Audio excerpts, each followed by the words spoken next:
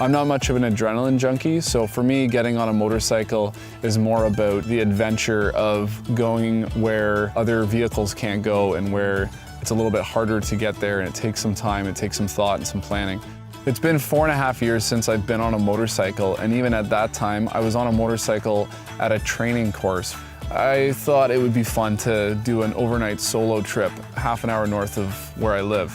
There's a dirt road that runs up there for the hydro cut.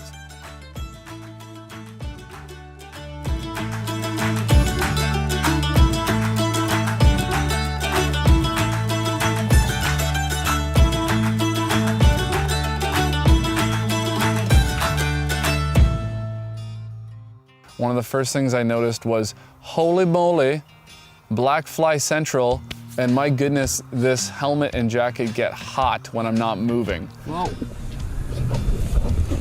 This is different from trying to put a kickstand up on a bike in a parking lot.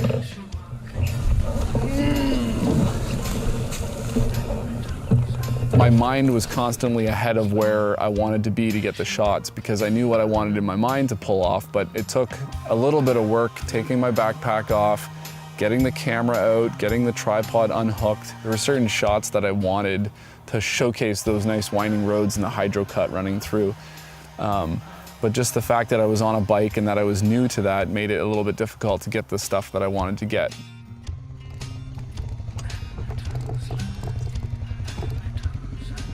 The first fun obstacle I came across was the flooded trail. And to some of the experienced adventure bikers out there, this is gonna be pretty laughable. But to me, when I pulled up to this puddle and looked at it, I thought, oh, maybe I should just try and find a campsite on this side of the puddle.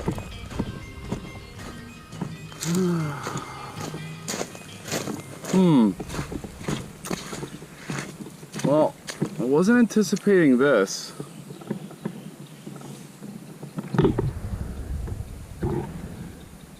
I'm not crossing over there, that's crazy. Look, it looks pretty deep, and who knows what the road's like underneath all that water.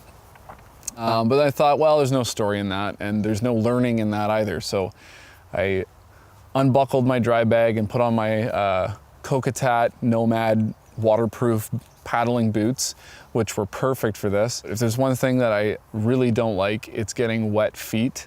And so having those waterproof boots as a way to kind of feel out the path and see what was underneath that water and check whether it was safe or whether I was going to dump the bike halfway through was an added confidence booster for sure.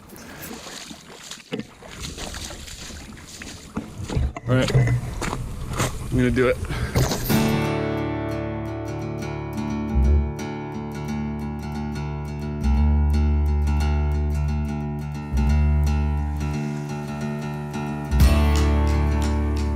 I knew that I wanted to keep giving it throttle, but beyond that, I didn't really know much of what I was doing.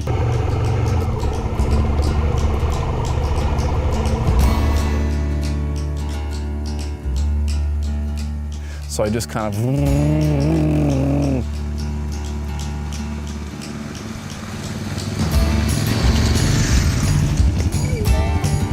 staying up on two wheels and kind of wobbling through was definitely a little bit disconcerting. But getting to the other side gave me that confidence.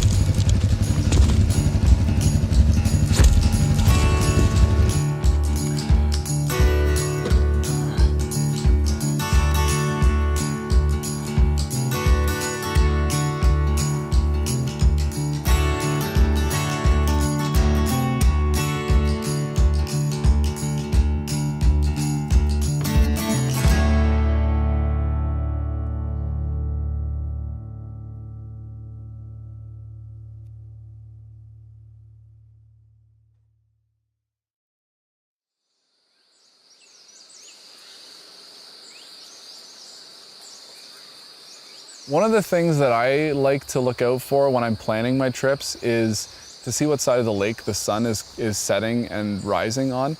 There's something about waking up with the sun rising on the other side of the lake that I'm a real big fan of personally.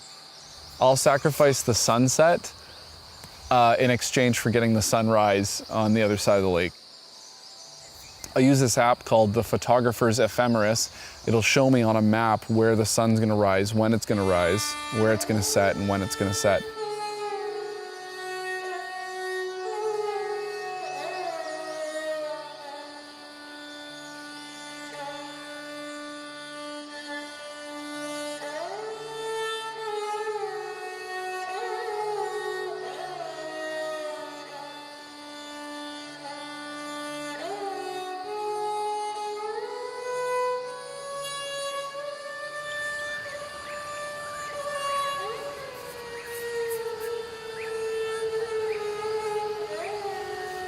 Bug net, nice. The gear's not worth anything if you can't get it when you need it.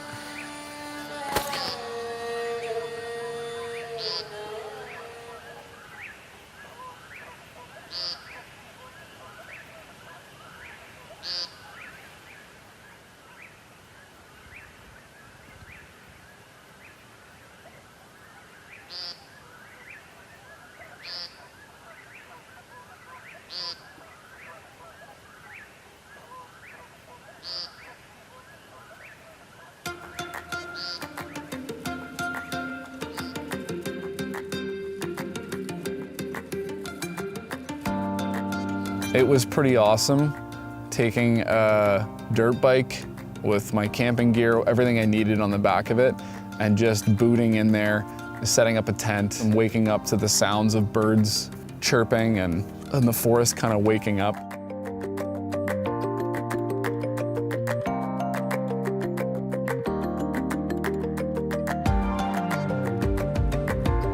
Getting the coffee going and looking out across the lake and seeing the sun come up.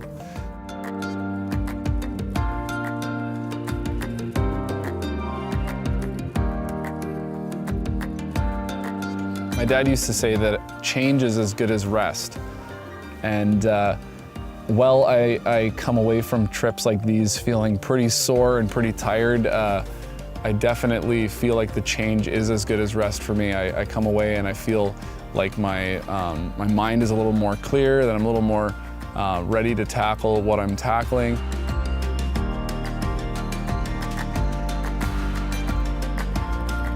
I think it's really important wherever you are in life to take time out away from whatever it is that you focus on a day-to-day basis.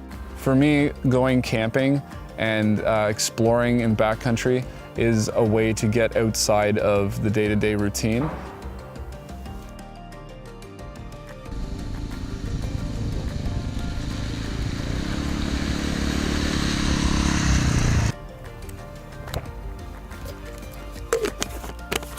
And now I need to go because duty calls.